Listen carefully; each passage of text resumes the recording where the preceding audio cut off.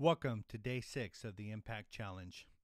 Today we're going to talk about being the CEO of you.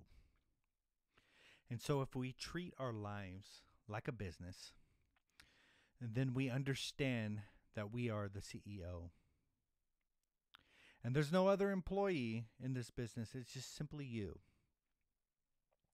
You're managing all departments. The buck stops with you. When it comes to the department of your bank account, you are the CEO of your bank account. And so the question that we have to ask ourselves is this: how are we managing that area of our life? Because we can't look to the left and we can't look to the right, because the buck stops with us. And so it would empower us to ask certain questions, and they are business questions, but begin to correlate them to your life. And that's this: what's your mission? What exactly are you trying to do? There are so many people that go through life just clueless. They don't know what they want in life. They don't know what they want to do. That their mission is like nothing. But anybody who has developed any form of success has a mission. They know exactly what they are trying to accomplish in life.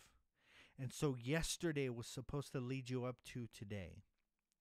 And understanding and fully grasping what your mission in life is. And the second question is this: what is your vision? Where exactly are you trying to go?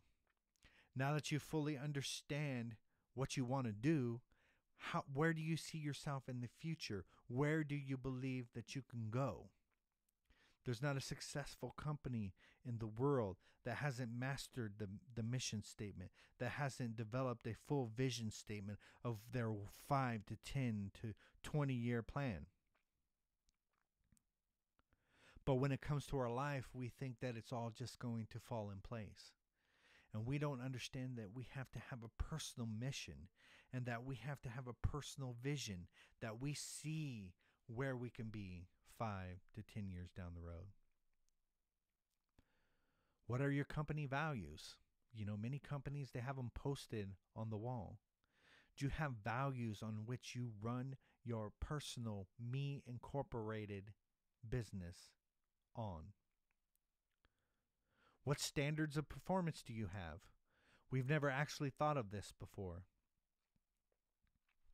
That whenever I would have a new employee, I would lay out expectations for them. This is what I expect of you. And then I would open up, do you have any expectations for me? And most of them would just be shy and not say anything. But intuitively or on the inside, they did have expectations of me. They expected me to be respectful and, you know, all these other things, and be treated fair, and all these uncommunicated. But I was thoroughly communicating my expectations to my employees. Have you thoroughly communicated your expectations to yourself? And say, you know what, Tim, this is what I expect of you in your relationship. I expect you to show up. I expect you to love. This is how, Tim, I expect you to manage or to raise your children. Tim, this is what I expect of you to build your bank account. And it is setting these personal expectations and then evaluating yourself. How am I meeting my own expectations? Am I meeting the standards? You see, companies do this once a year to set expectations and then to see how those expectations are met. But when it comes to our life, we just kind of wishy-washy and blah, blah, blah, blah, blah, blah. If you begin to set expectations for yourself and begin to evaluate your standards and your performance, and you can see when you are failing, you can begin to grade yourself and begin to improve in the areas that you need to improve. Because businesses are always asking this question: where and how can I advance, grow, and improve? But when's the last time we asked ourselves that question? How can I advance? How can I grow? How can I improve? You see, we want to feel that we are improving, growing, and moving forward.